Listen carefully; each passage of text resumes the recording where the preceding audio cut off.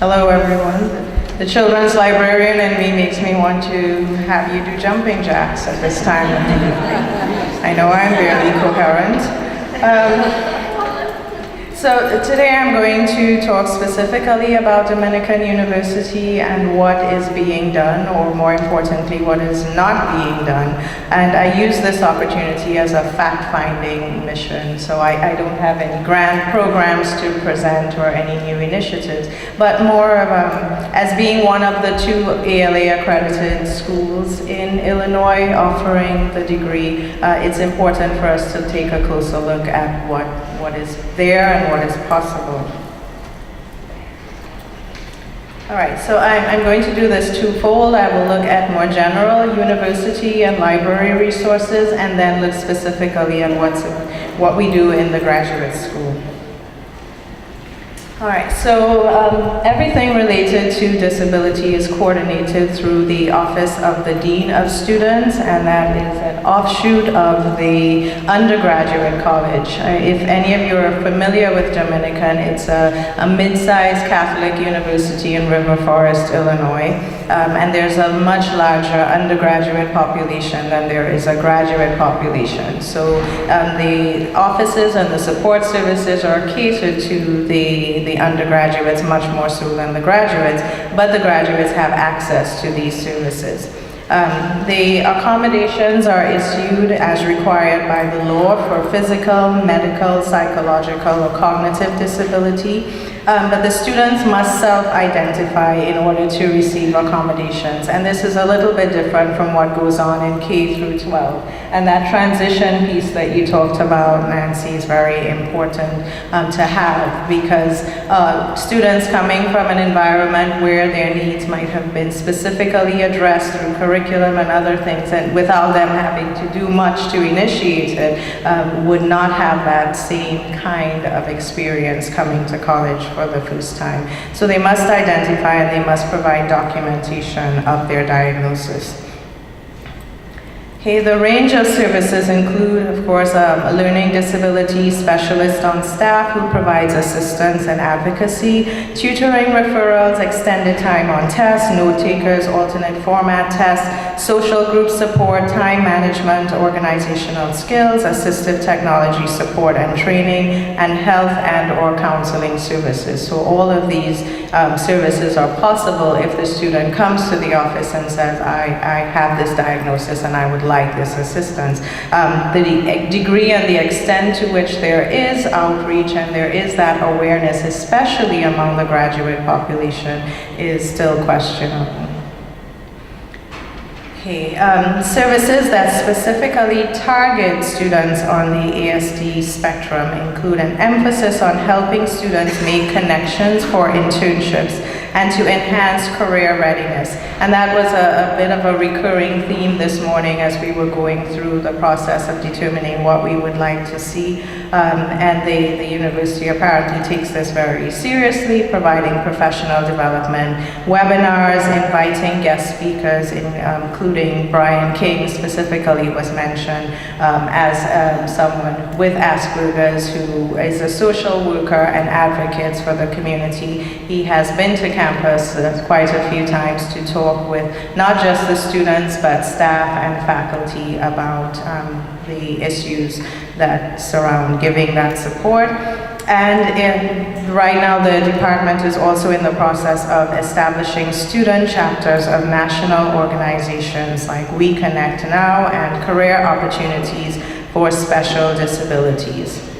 And the director of the program, or the dean of students, Trudy Goggin, was cautiously optimistic about whether or not they would successfully become official national chapters of these organizations.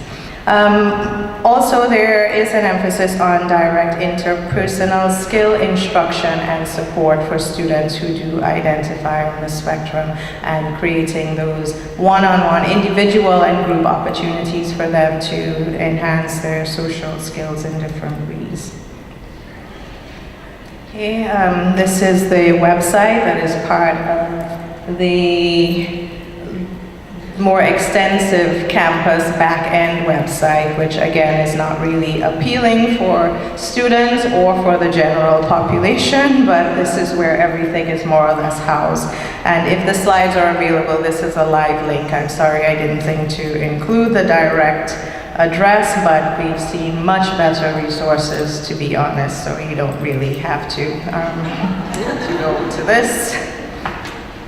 Okay, so the Rebecca Crown Library is the university library attached to Dominican, and I spoke with quite a few of the instructional librarians there, and they've mentioned that they make allowances if they are informed either by the students coming to them to attend one of the workshops that they need special accommodations, or if the dean of students makes them aware that there's someone in the workshop with special needs, which is a little bit counterintuitive because we talked a bit about universal design, and we should all think about that when we're planning programming. But this is the response that I received anecdotally and unofficially, so I'm not calling any names because I did not submit an IRB to find this out. There's no dedicated programming or physical space that will target students who are on the spectrum. Adria talked about the library being a quiet place anyway where she could go and read and think and just be, and I hope that that is the feeling that students who are on the spectrum get when they go to the Rebecca Crown Library. But still, I think there's more that can be done to identify certain things, as I've learned today, to support them in more definite ways.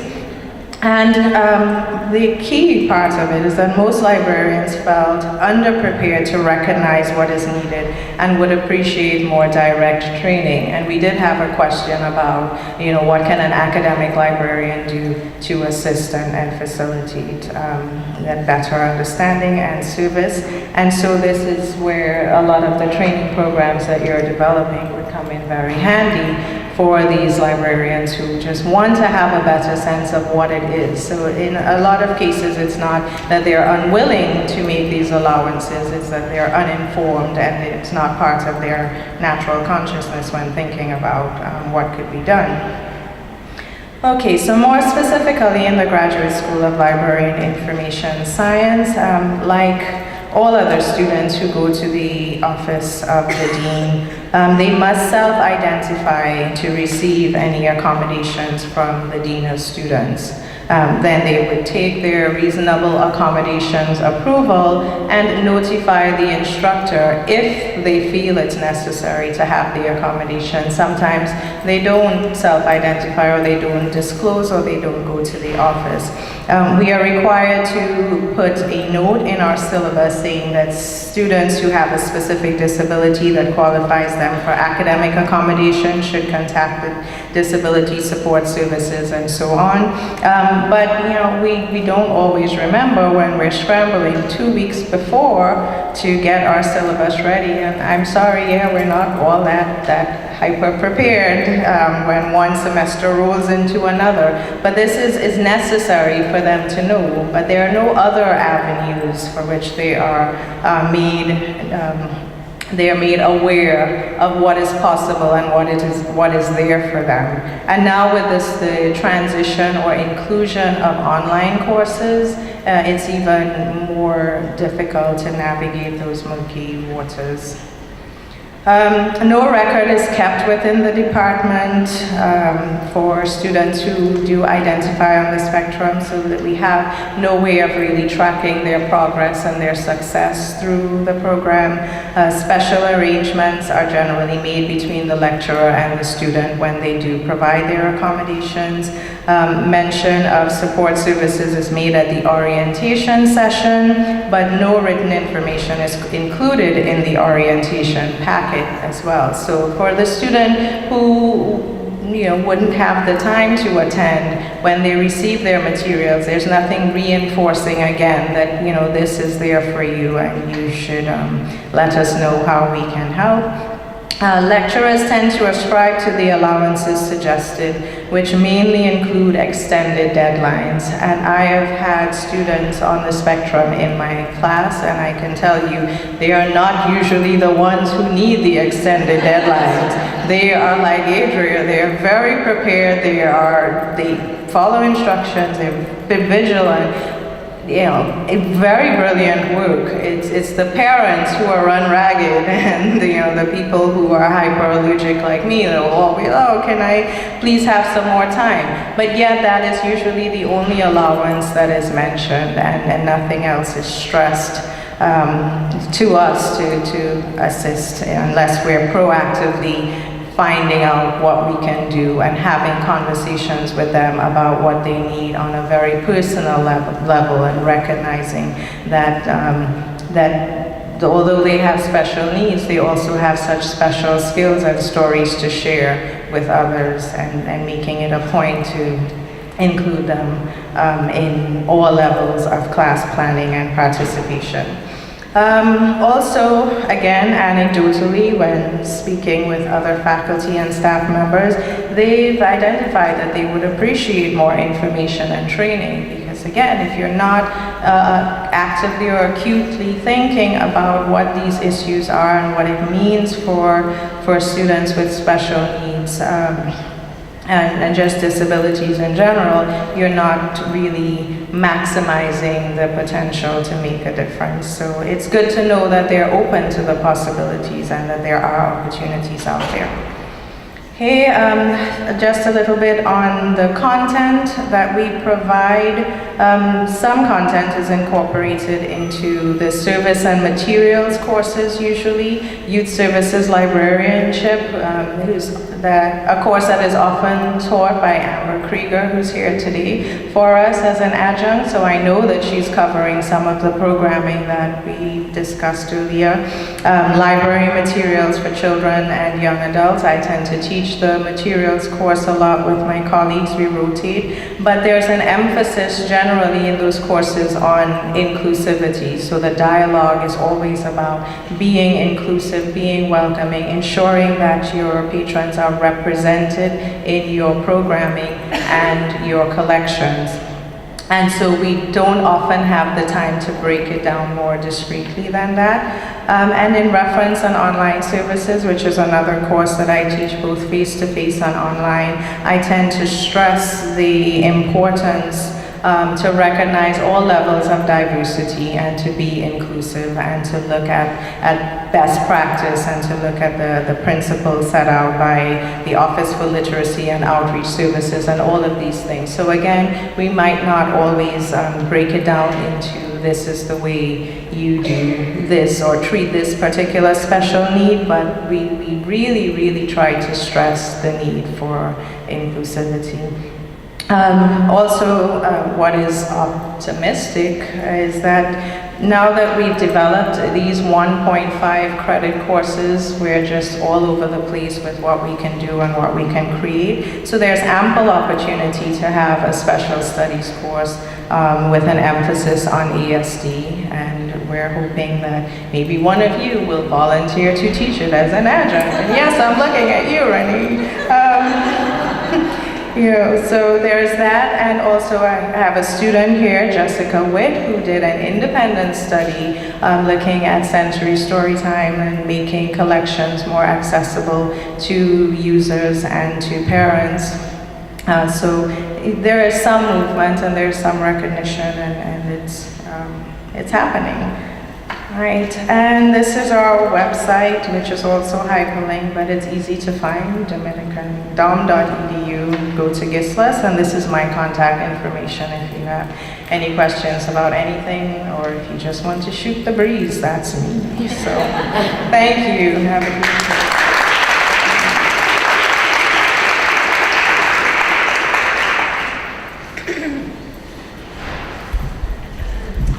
And then finally, from the University of Illinois, we have Wei Gao.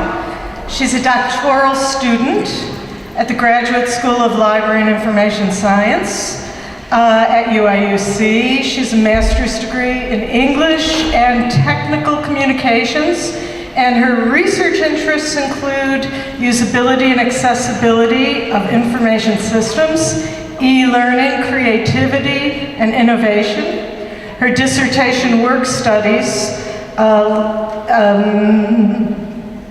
how science teaches and utilizes information to bring innovation to the science classroom. Wei was once a teacher of English as a second language in her home country of China. And welcome, glad to have you here. Good afternoon, very glad to be here. I'm already learning a lot. I'll be sharing with you what is being done at the University of Illinois Urbana-Champaign to address the needs of the ASD community.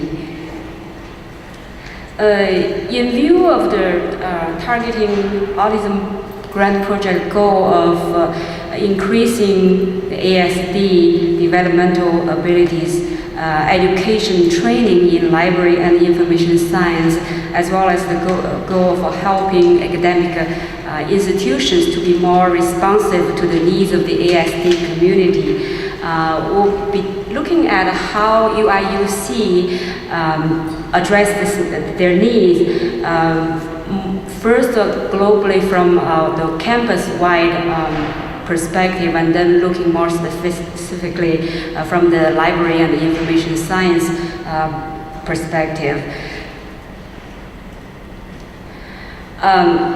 Campus-wide, Illinois is very big in promoting an inclusive campus environment.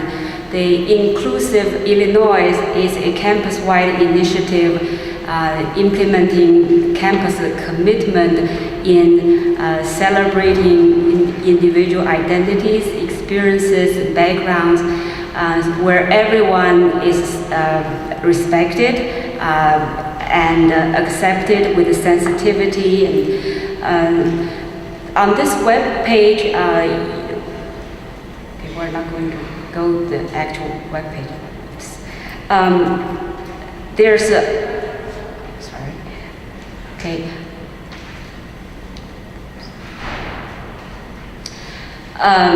You can find a mission statement, various resources for campus members and the community at large, and also reports about last year, the accomplishment of various departments and divisions on campus about what they accomplished in terms of diversity and inclusion.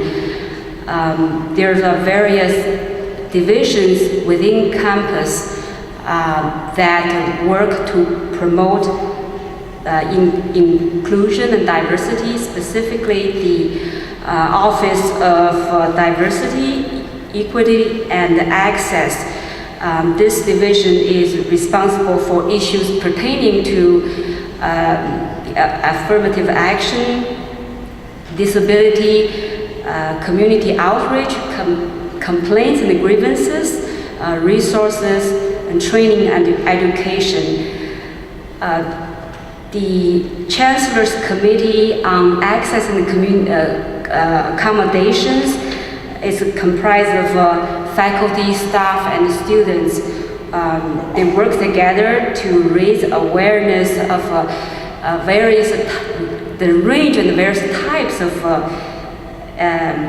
disabilities and improve accessibility on campus for people with disabilities to make sure Illinois is accessible to all.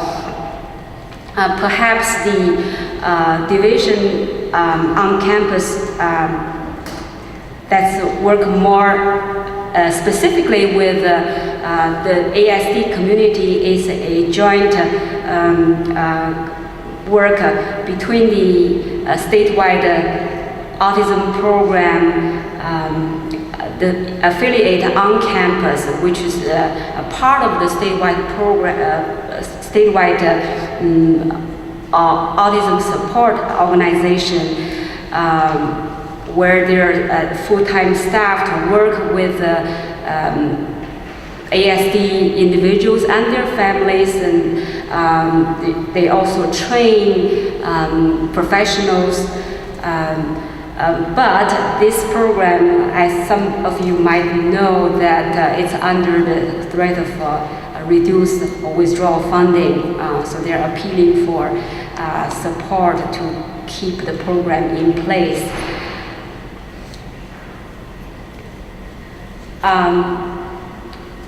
For UIUC students, the direct avenue for getting support, resources, and assistance would be the Division of the Disability Resources and Educational Services.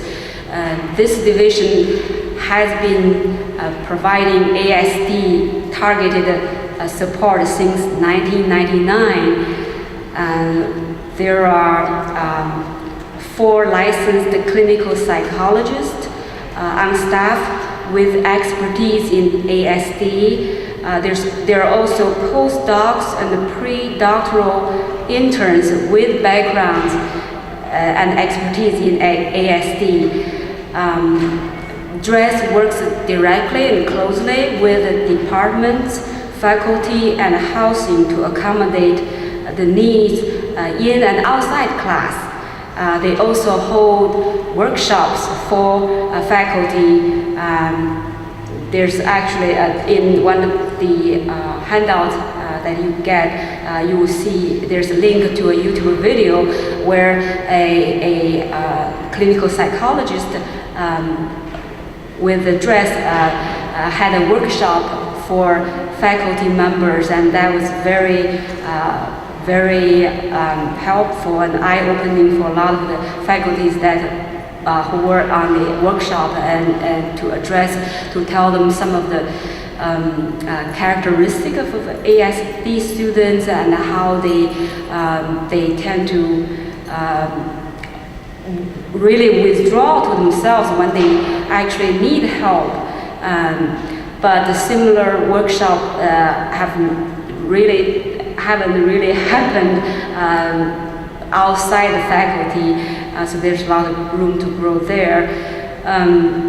DRESS not only provide general specific ASD resource and support for students with ASD, but also they recognize the each ASD student is different, so there's a lot of individualized accommodations, but that depends on student self-identification, and they have to register with the DRESS. So there are also students who didn't identify themselves, and then there's a great need for outreach effort to reach those students. In terms of library and library services, within the university library, there are a lot of work that has been done. Primarily, the library, within the library itself, there is a division called the Library Diversity Committee, and they are charged with promoting diversity and inclusion within the library to make sure information resources is accessible to all members of the university. There's also services for users and disabilities, and you can go to the site and you see it's a compilation of sources to accommodate the various kinds of disabilities, including people with visual, audio, and physical disabilities. But it's more of a general collection of the resources within the library. We also have a very good collection of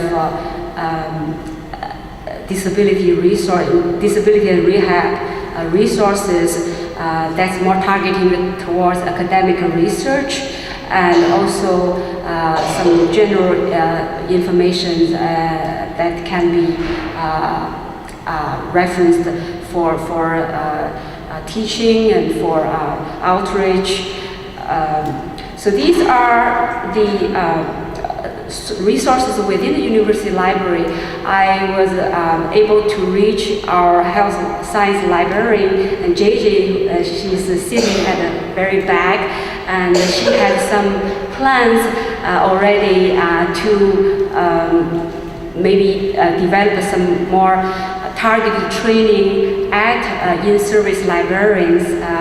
So far, there hasn't been much done, and so she has some plans that just need to be talked through to relevant people and get implemented. But really, ASD targeted programs and training, there's a lot of room to grow there. Within the GISLIS, Graduate School of Library and Information Science, in the last couple of years, our school has really put in a lot of effort and emphasis on building diversity and inclusion. There is the school initiative on inclusion, and a number of faculties are interviewed to reflect on their own experiences in research and teaching. Here at the bottom you see Professor Michael Twiddle. He is the interface user experience design professor, so he's very much into universal design, accessibility. But if you go on the handout, if you go to our website, you can read a lot of the reflections by other faculties, which is very eye-opening how they learn and how they reflect, and also learn from their own research and teaching and interaction with the students, the various issues, because a lot of times the diversity issues and inclusion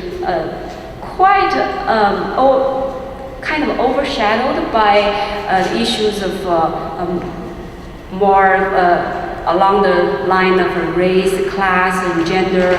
And even though as LIS professionals and the students, of course, we put a lot of emphasis on inclusion issues, but somehow the ASD is really, from both the information I can gather on the website and from my own experiences at GISLIS, it's kind of a low on the radar. But we are moving towards more awareness, and the students are really, of course, the whole school are promoting the atmosphere where any issues can be put on the table and talk about, and especially users who are underserved, whether it's minority population or other types of users that are, whose needs are not being met. In that goal, there have been a lot of changes to our curricula in terms of addressing diversities. Specifically, there are some projects related to design for the inclusion goal in mind, and some project design have addressed the ASD related needs, but there's still a lot to be done. In terms of the curricula, and this is the box here, you will see some examples of how some readings and discussions are included in the course discussions. Because we have a large percentage of online students, so sometimes a lot of times they work remotely aside from their daytime job or families. There are when they interact with help desk staff, our help desk staff have a great reputation for helping out our students. So they are trained to always present information professionally and not read too much into interactions. And also our graduate students are trained that way to maintain professional responses. Even though campus-wide and our school, the GISPs in particular, have all started unprecedented effort in diversity and inclusion, there are more to be done. First of all, even though there are various divisions within campus, there's need for greater collaboration. From my talk with JJ, I found out that the autism program, DRESS, and the university library, and of course GISLIS, we're all kind of working more or less on our own to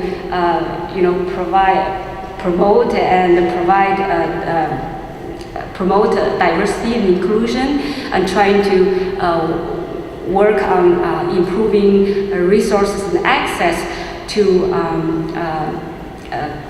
these populations and communities who have special needs. But there's a lot of room for collaboration. For example, the autism program on campus, the autism program affiliate, they maintain their own collections.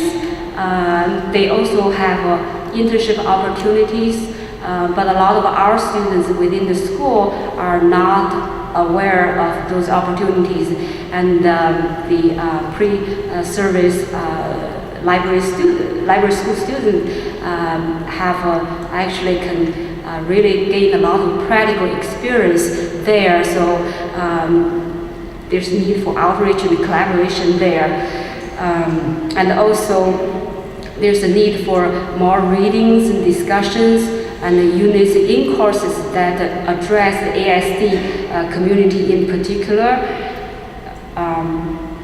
And even though we appreciate student disclosure, a lot of times the burden shouldn't be on students to represent. So there's a need to outreach those students. There's also need for more literature in the field to support readings and discussions and unit teaching. So overall, we're on the right track to bring up relevant issues, but there's a lot to do to more targeted work to improve resources and access for the ASD community. So thank you, and you can check out the information that are the resources and links in the handout. Okay.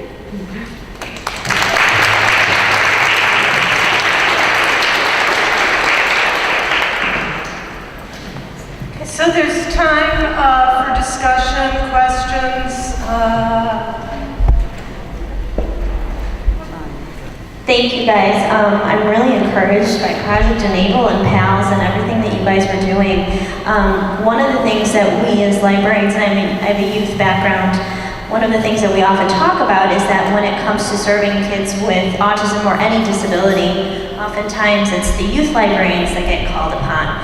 So I see that the content is talked about sometimes in the youth-centered courses or the youth and young adult courses, but is there any discussion in graduate school curriculum or the development of curriculum requiring classes for all specializations in all libraries, regardless of youth or not, public or academic?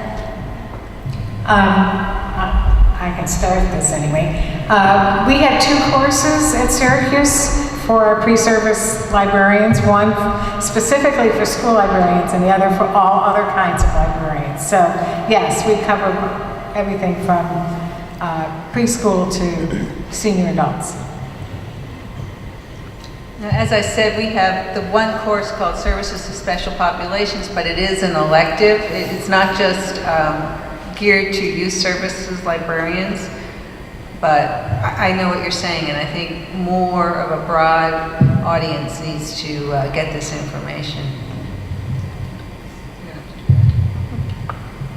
Yeah, there's a core group of courses that they do. We have 4 required courses, and I teach one of them reference, so I know that there is some information being conveyed that way. In the other courses, I expect that there is some discussion. The extent to which it is discussed, I'm not really sure, but I think having it infused throughout the core is important, and then having specific electives that students can do is also needed.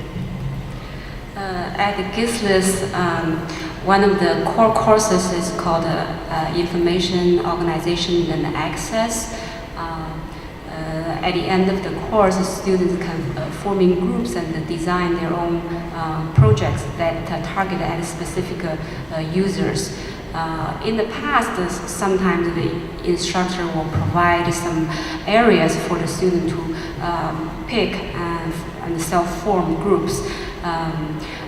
I've been a teaching assistant for that course over several semesters. From what I've seen, that there hasn't been any group really working on the ASD population. So there's a potential there for to present this group of users as an option for students to think about how to design for them. There's another course called Interface Design, or the Design of the Information System, that's taught by our Professor Mike Twido, who, as I said earlier, he is really into universal design, usability, and so on. Some students have worked on various projects that also target on specific user groups, and the design aspects are really important in considering how to make the information system or website or whatever the end product is, make it usable and accessible for the target users. There are also other courses where students are encouraged to come up with their own ideas to design specifically for the needs of specific user groups. But I think in the future, the ASD user group could be in maybe greater spotlight for students to consider and design there. I just had one other question. Thank you. In terms of teaching, what is it that the faculty is encouraged or required in terms of continuing learning about autism? I mean, are they encouraged to learn more? Because students are only as good as their teachers, and you guys are all fabulous. So, and could you speak a little bit about what the faculty is encouraged to do?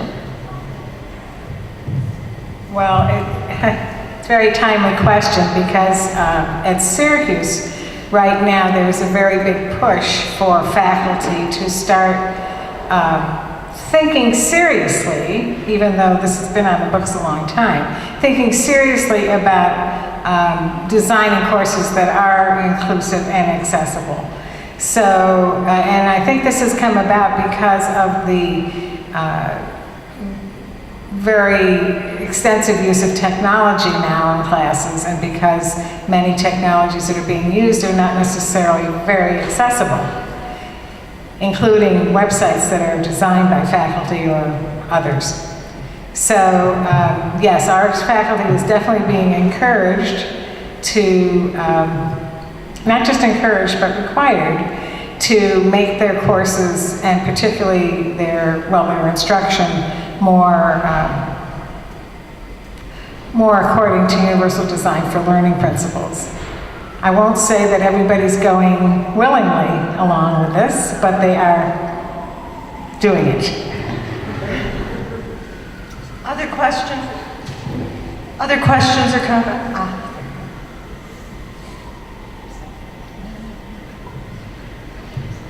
Earlier in the day, someone had mentioned ALA getting on board with making sort of understanding disabilities and providing service to persons with disabilities as part of a requirement for accreditation. Do you guys see it as accredited institutions or representatives thereof? Do you guys see any indication that they would do something like that? Do you think that that's a possibility, or who would be the group that would need to push for that? Like, where would that come from, or where would that need to come from, I should say? Well, in ALA, there's a committee on accreditation. That would be a good place to start, and to talk to people that are on that committee as an issue to bring forward. As someone who has, served as an officer in ALA, ASL, things move slowly, but they do move if people are behind it. And I think there, is a great core here, and I think it would move forward. No, I'm trying to. I just remembered something that I might add to that. Sari Feldman, who is the incoming president of ALA in 2015, June, recently I live in Arizona, even though I teach at Syracuse, and was recently, I brought her and Barbara Stripling and a couple of other people to do an event for Syracuse alums and for librarians in Arizona. And I was able to talk to Sari about the importance that ALA needed to address the need for libraries to provide effective services to people with disabilities. She was extremely receptive to this, and I'm hoping that in future talks something will happen from ALA in her presidency, and perhaps before, to push this along a little bit more. ALA is on record as of 1990 for having a policy that libraries should be accessible and inclusive, but that doesn't mean that that all libraries are compliant. I'll leave it at that. Other questions or comments? Have comment?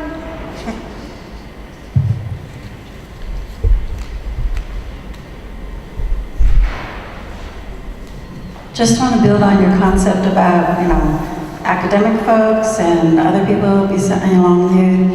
And I think that's one thing that we could really push more on, is the idea of human development, lifelong. It's kind of been, touched on a little bit, but I'm thinking about, the number of folks who are in their 50s and 60s and so forth. A lot of this stuff wasn't even formally diagnosed until the 60s, etc. So you've got a population that still has those needs, and so I think we could be more explicit about it throughout, their lifetime. And one of you folks talked about transition. I think it was you, Nancy, about transitions. So I think that's a real niche for us, especially as we were talking about career and employment, because every student in high school, I think it's, help me, somewhere between age 14 and 16, that they have to have a written transition plan. And so I think that's a really good niche for librarians, to kind of be able to, support that, and resources and, college career, post-secondary, plans. So I think we could really play on that. And then the other thing I just want to mention was, Ruth was talking about the research and how you're going to measure, your effectiveness. And I just want to really emphasize that, as you folks are going on this initiative, make sure, so it's so good that you did your baseline survey, so that when you, are able to create, these different kinds of interventions and products, then that you can then measure your impact on your population in Illinois, just to make sure that the money that the taxpayers are providing will really make a difference for your citizens.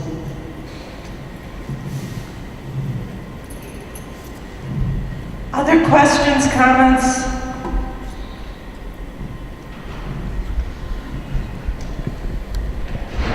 I'll make it quick, but I think Weigao, you made reference to not knowing what a person was diagnosed with and not knowing whether they were going to be successful because it's only within the department, or maybe it was Yusujan, I'm sorry, I don't know exactly, but anyway, I wondered if you all are familiar with this initiative that there's going to be like a national database of students, so regardless of whether they transfer in or out, it would be K to 16. We would know, what happens to these people, and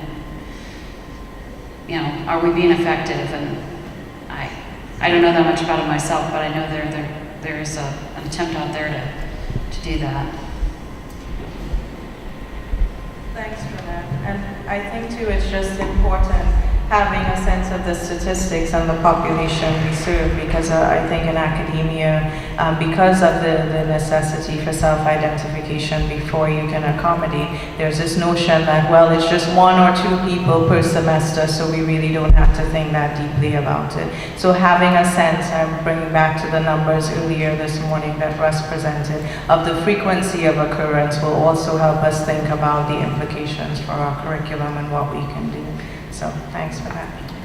I think even if people don't self-identify, knowing as being an instructor now and not knowing a lot about autism a couple of years ago before we started this project, now, I can identify students in my classes that I think are on the spectrum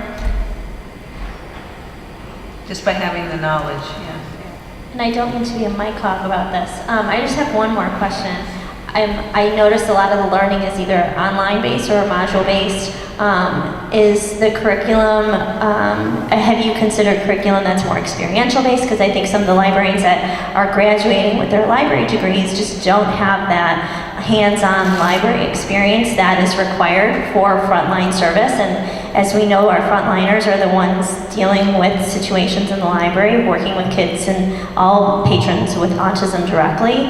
I'm wondering if you guys have, in your schools, have considered panels or internships or school observations or anything outside of the box. Well, one of the things that I didn't mention about our Project PALS is that if someone wants to get continuing ed credit or credit of any kind, they do have to complete a project in their library that's specifically related, a hands-on project, in addition to the testing that's done at the end. And just to confirm, I am notorious for sending students to libraries regardless of the semester. So they must do library observations, whether it's library materials, whether it's reference. They must actually engage in collection development. They must analyze reference transactions across the different modes. So I believe in experiential learning, and we do offer practicums and internships as far as possible. So, all of the libraries that are doing exciting and innovative things would be a great place for students to go to learn more, and to go to some libraries where they're understaffed and plans might, or the programming might not be there, to have students really experiment and help with that as well. So, yeah. Our courses also have experiential components to them. So, I was just going to say, you guys were talking about transitional age stuff.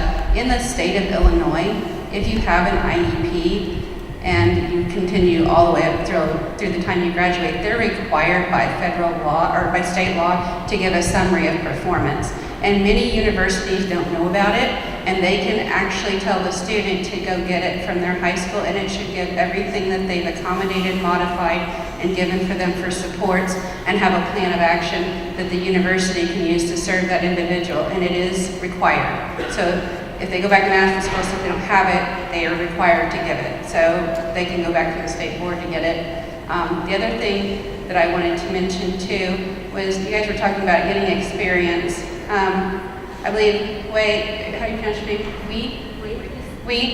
You probably work with Linda Tortorelli, who's the director at the UI in Champaign-Urbana, the autism program of Illinois that's there. Yes.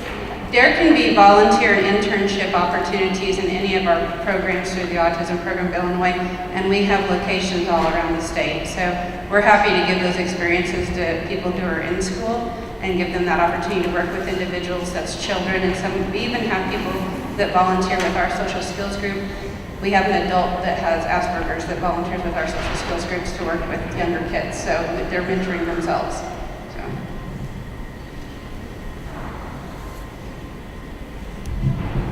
Any other comments?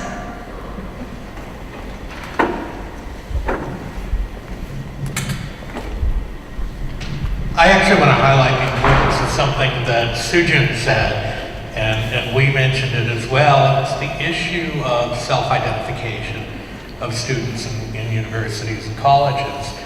And I think this goes beyond specifically self-identification. It goes to an issue of recognizing that different disabilities have different issues and different opportunities and abilities to self-advocate. We actually funded a research study, I'm not going to say which university, looking at alumni and current students with autism that were known to our centers in the university as to what services were helpful, what services were not helpful, what services they wish they had. And we found out two things. The first was when we went to the disabilities office in that university and said, we're going to do this survey, we would like you to get this information to students who have identified. They said, oh, sorry, that's not the way we work. We'll post it on the bulletin board, and if the students come in and see it, they can do it. That doesn't work for a lot of people. When we talked to the students that we did know about, many of them didn't even know the Disability Services Office was available to assist them. And the ones that had gone there got a, okay, thank you, you're registered. Now if you want anything done, you need to talk to every one of your instructors and ask for the accommodations. That is 180 degrees different from what students experience in the year before they get to college and university. Because there, you don't have to talk to anyone. It's all done for you, and it happens.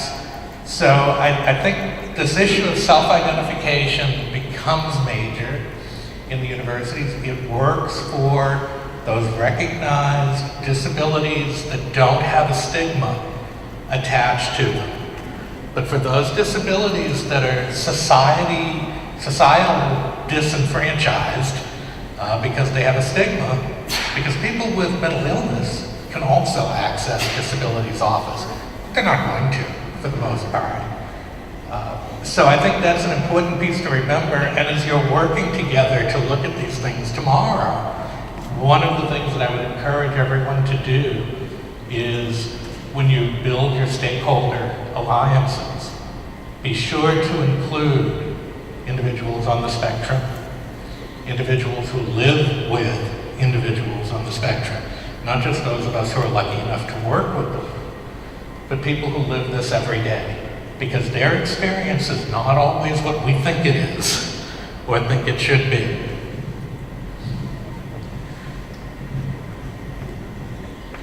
I think the issue of self-identification is important also in public libraries and with much younger patrons. You get a lot of families in the public library who don't want to admit that their child has autism. They don't want them to stand out. They want to sort of sneak them into a program or around the library, and it really is to their detriment often, that they would do much better, their child would do better, they'd get better services if they let the librarian know. So often the librarian has to be a detective. And so part of educating yourself is knowing what to look for and to not label somebody, but when you see certain behaviors or children acting in certain ways, to say, okay, I don't know whether or not this child has an autism label, they may not even have a label, but I'm going to make available to them the accommodations and the kinds of services, and I'm going to treat them the way I was taught to treat someone who has autism. Because the label's less important than knowing how to deal with what someone is presenting. I would also like to add from what Russ stated a moment ago too, for those individuals in academia having come from some years in higher education, and often those departments are very siloed. on a university campus or even a community college campus that I worked in. And I think that there's some new research and some new models.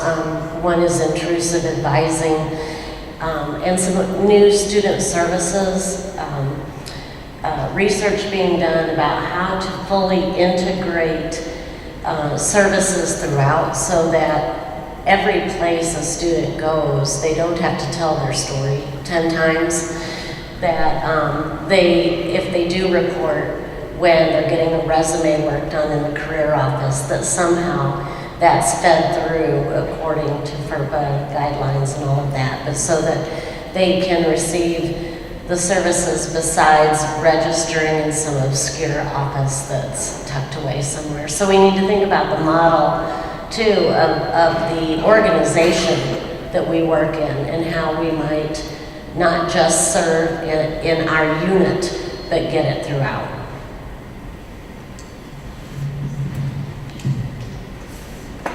Any other comments?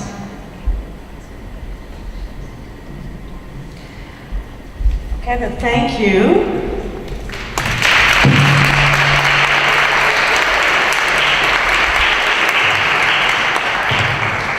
I have a few announcements to make. One is that if anybody needs to use the computers upstairs on the